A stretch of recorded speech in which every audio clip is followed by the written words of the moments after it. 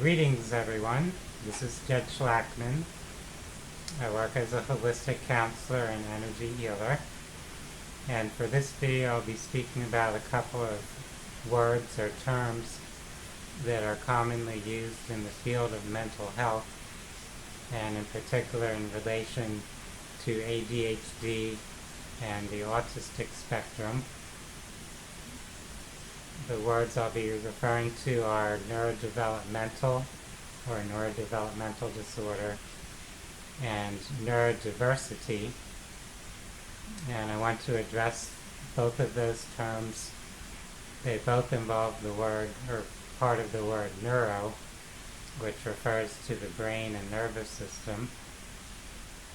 And I want to address the relevance of that, what are the usefulness of using that type of terminology, as well as what are the limitations or drawbacks. So first we'll discuss neurodevelopmental and neurodevelopmental disorders. Using that terminology is a way of indicating that a particular diagnostic condition or disorder is something that involves the nervous system through the early stages of development.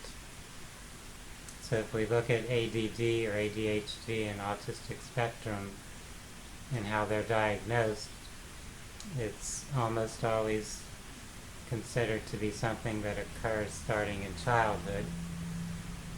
So even people who are diagnosed as adults, it's commonly understood or assumed that that pattern was in some way present even when they were younger. It just might not have been adequately recognized and diagnosed, but it's something that they've really kind of exhibited throughout their life. So by calling something neurodevelopmental, we're in a way saying that the dysfunction or disorder or the problem, so to speak, is something that involves the brain and nervous system, and it's something that occurred early in a person's development. So they developed in kind of an abnormal or divergent pathway. So they exhibit different reactions, different behaviors relative to the norm. So I brought up there the word divergent, and we can see how the term neurodivergent got developed. So if these individuals are exhibiting a particular pattern that's outside of the so-called norm, then you could say they're diverging from the norm or the majority, and it's a pattern that involves the nervous system, so you have the neuro part and divergent. We can consider whether this is a full or comprehensive way of describing these particular concerns. Our brain and nervous system are actually part of a much wider or more expansive system that involves our whole body and all the different systems functioning in the body, as well as the mind and the emotions, the psychological aspect. Let's consider what actually influences or affects the activity of the brain and nervous system. They don't exist in a vacuum, and they don't have a pattern or a blueprint that's fully set for their whole life based on their birth. So you can consider that we're continuing to evolve and kind of shape the way our brain and nervous system are developing based upon our environments and how we interact with them and respond to them. So there's neuroplasticity as well. So it's not set in stone that your nervous system is always going to be operating in a certain pattern or pathway. Looking at the brain and nervous system in a basic structural way, people really aren't that divergent from one another. So the structures of the brain are common to pretty much everyone. The neurotransmitters, the chemicals that are active and operating in the brain, we all use the same neurotransmitters. So it's really just a matter of what's activating or stimulating different patterns or pathways. It's not that there's a fundamental structural or chemical difference in our basic composition here as human beings. It's the different environmental factors interacting with perhaps some form of genetic pattern or some form of soul pattern that we bring into our lifetime, how all that plays out and manifests. So we can influence the neurological activity through chemicals, through the foods we eat, through different things we're exposed to in our environment on a chemical level, through different drugs or medicines.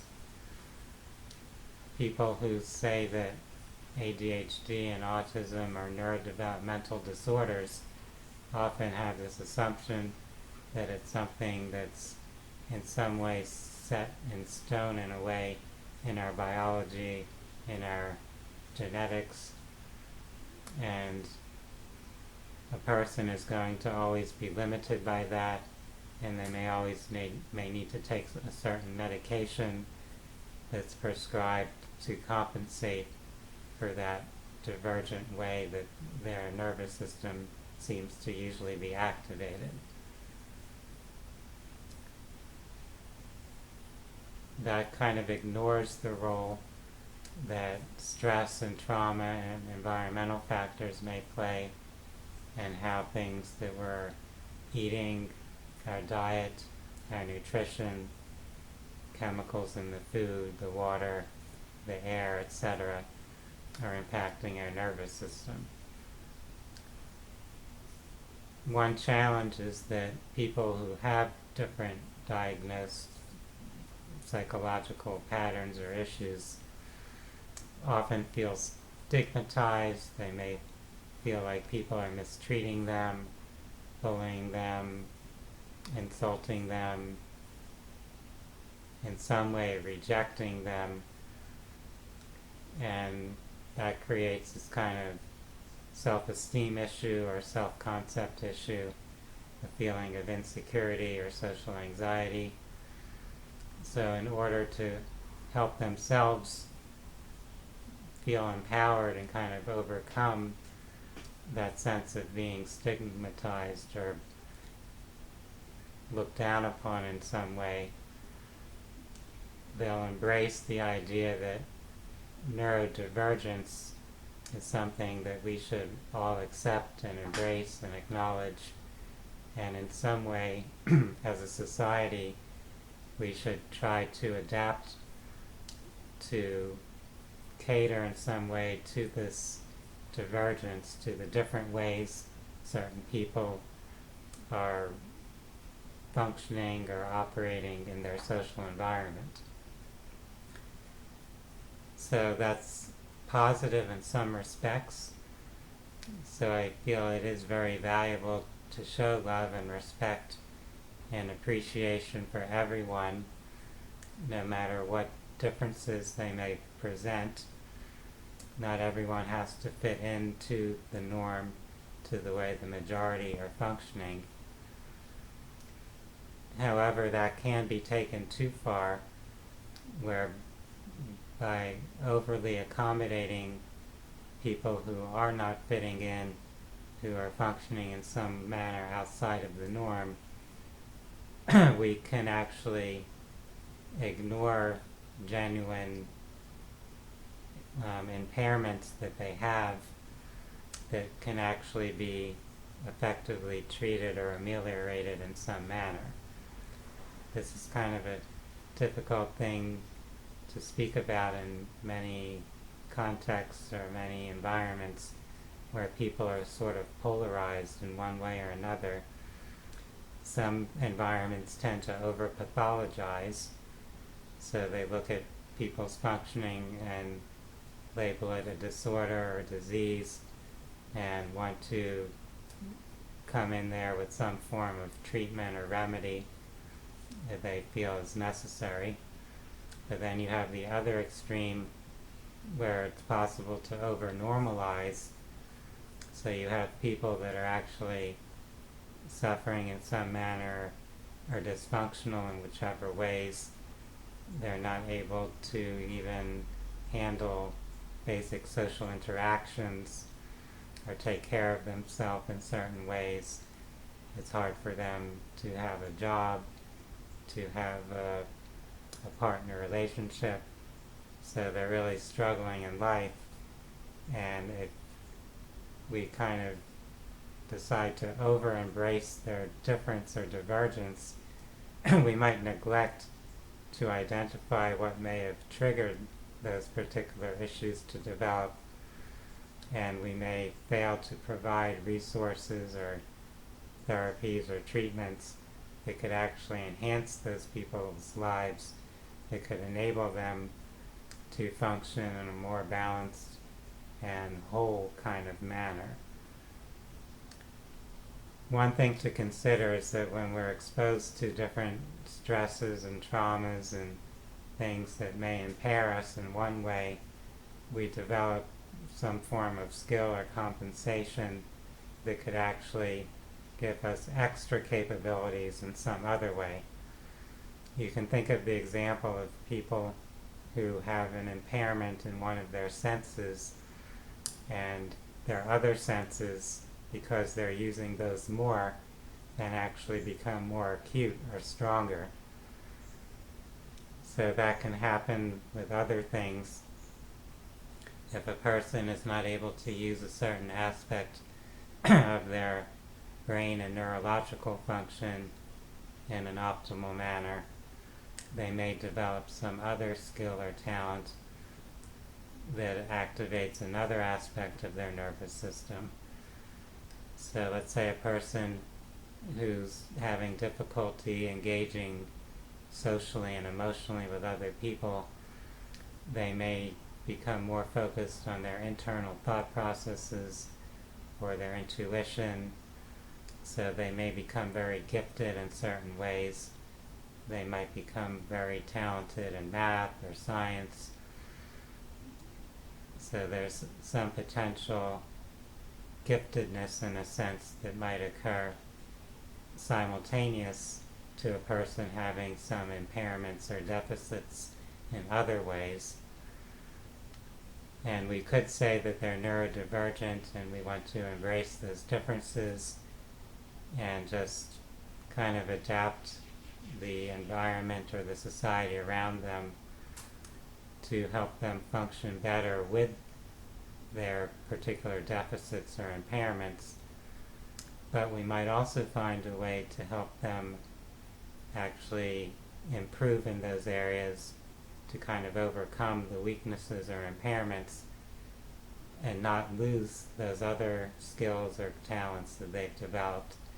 So actually they become more whole in a sense, more elevated in their functioning as a human being.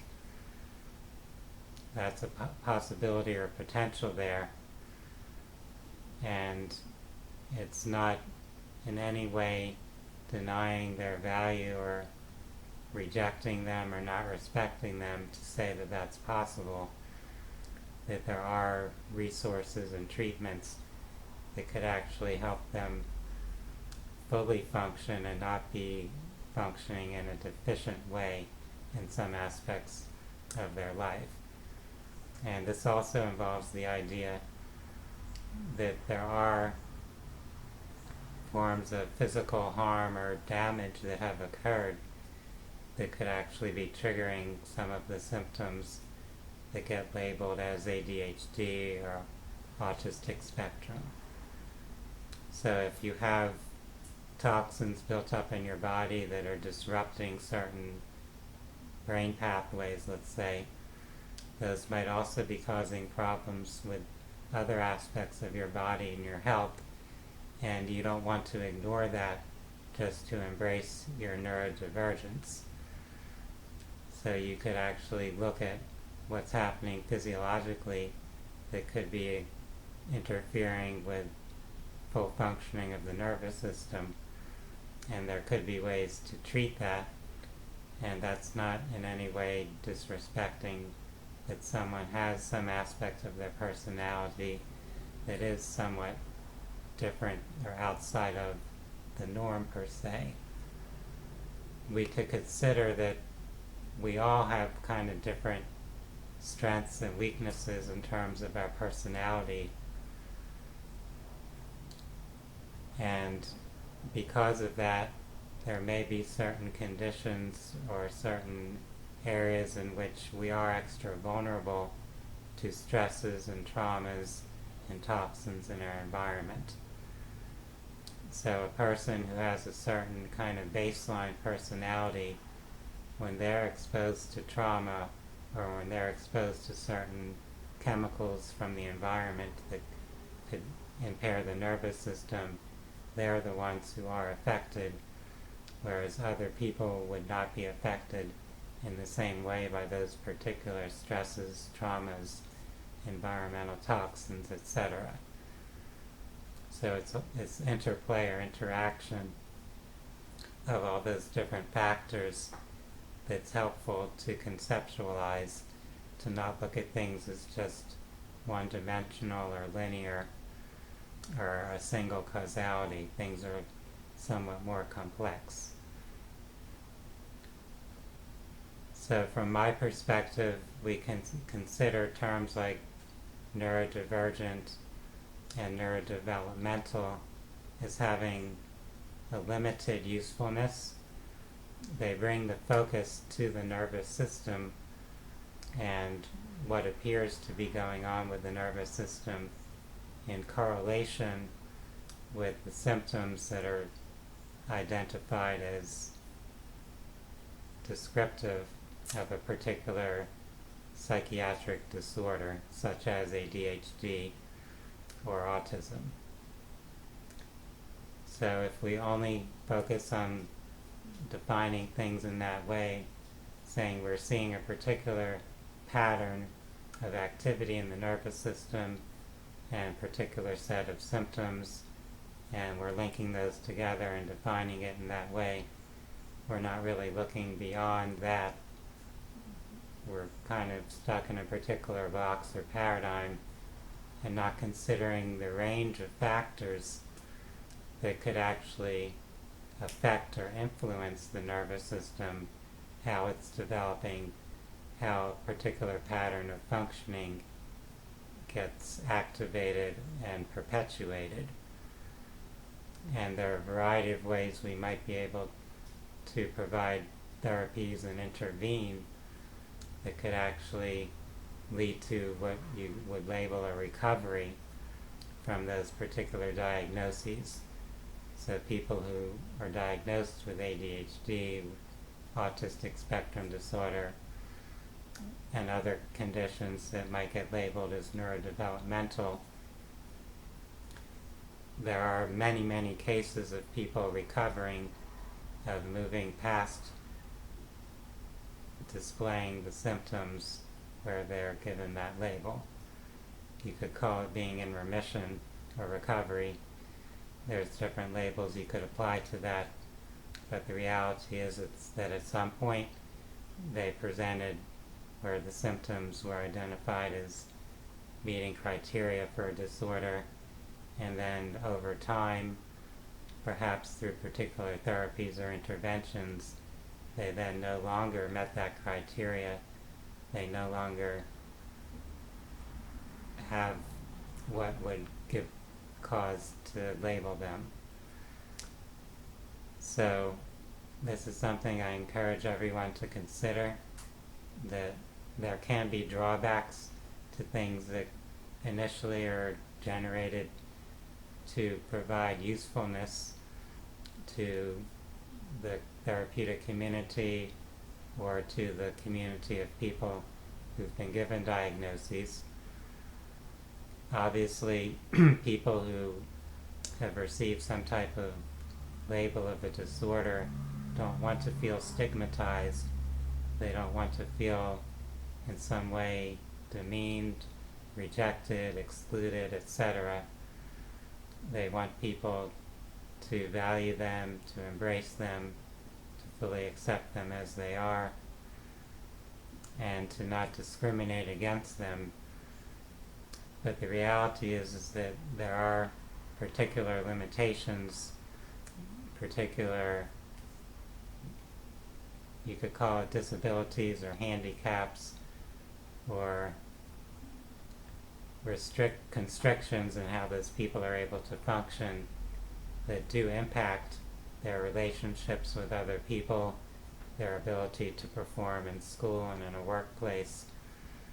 So it's kind of unrealistic for them to expect society to fully embrace them or give them full equality in certain contexts. If you have a certain impairment, you're not going to be able to function at the same level as someone who doesn't have that impairment. That's just a reality that we have to face. We can't deny that. We have to deal with that in some manner. And as a therapist who looks at the different layers of our being, the physical, emotional, mental, and spiritual, I do consider different types of stresses that have impacted a person, that have shaped their development, and I don't see that in a deterministic way, where they're going to be limited in a particular way for life, where they're going to have to take a certain medicine to compensate for that pattern. I see the potential that's present in people, that we all have the ability to function really in much broader and greater ways than each of us are currently functioning. So in some ways we're all kind of limited and constricted based upon our path in life, how we've focused our energies and attention, how our environment has impacted us. No two people are exactly alike, so we all have some degree of divergence from one another. You can put that divergence into particular categories, common themes in a sense. So you can say people are strong in certain areas, weak in certain other areas. You could see people who are very good in verbal communication, others who are very good in visual thinking. So there's all these different ways that we develop talents and skills, and it's rare to find someone who's super highly developed in everything. It's kind of impossible to develop every possible skill in life, and the stresses and environments that we encounter do help direct the way that we develop. And sometimes we pathologize things, we see a certain pattern as a disorder because it greatly impacts or limits someone's functioning in the society or the culture that we live in. People who are existing in those particular patterns or states may feel that they're being discriminated against or in some way being mistreated or stigmatized. So naturally they don't want to feel that way. They do want to be appreciated and in some sense normalized. So it's kind of this delicate balancing act between pathologizing and normalizing. It's very easy to go to one extreme or the other, and there are implications of doing that.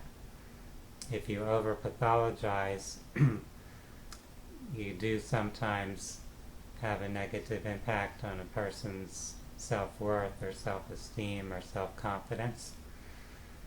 And you also may sometimes go to an extreme or provide something that's unnecessary with treatment. So there are people who get labels and are given medicines that they may not really need. They might have been able to function just fine or find other ways to enhance their ability to navigate life and they might not have really needed a particularly invasive type of intervention. And then on the other side, you can over-normalize. So in people's desire to feel that they're normal, that they're not excluded, they're not discriminated against, there can be some denial of actual injuries or impairments and neglect of taking advantage of resources that could actually help someone improve their physical and psychological health, that could enhance their functioning in all aspects of life.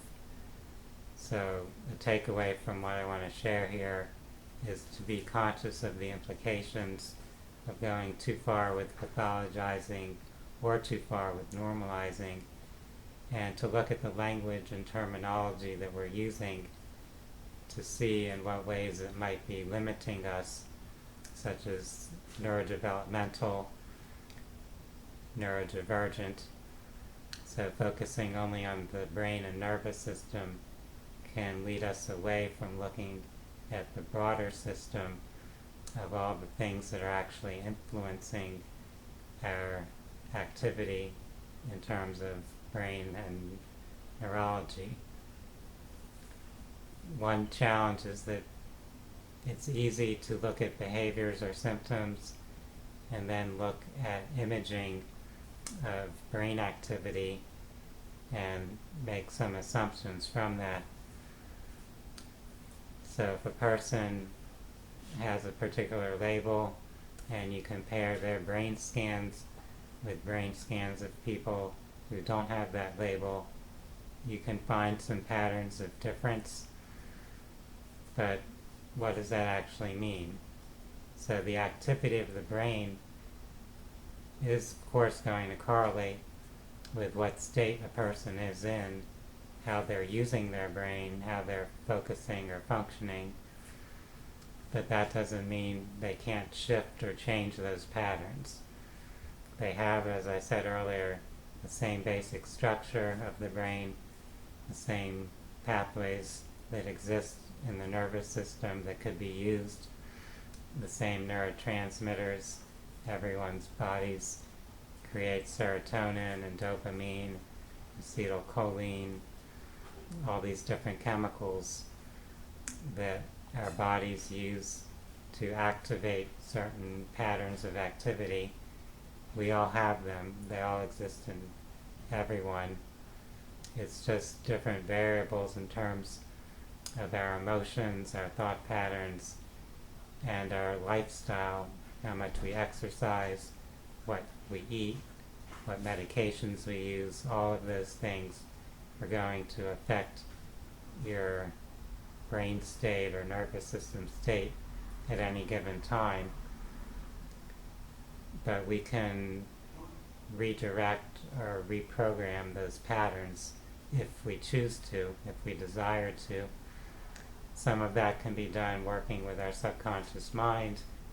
Some of it could be done with our day-to-day lifestyle, where we focus our attention, what skills we practice, what foods we're eating.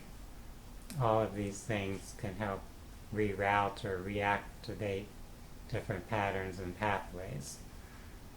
So things are a lot more flexible and fluid. There is much more neuroplasticity than people often consider when they're using those labels of a neurodevelopmental disorder. For those that are interested in learning more about holistic health and mental health and spirituality, I invite you to watch some other videos I've done in these topics. And you could also go to my website, phinsights.com, where I share various references and resources. And you could also learn more about therapeutic modalities that I provide, and also some events that I share. For now, I would like to wish everyone a wonderful day. Namaste.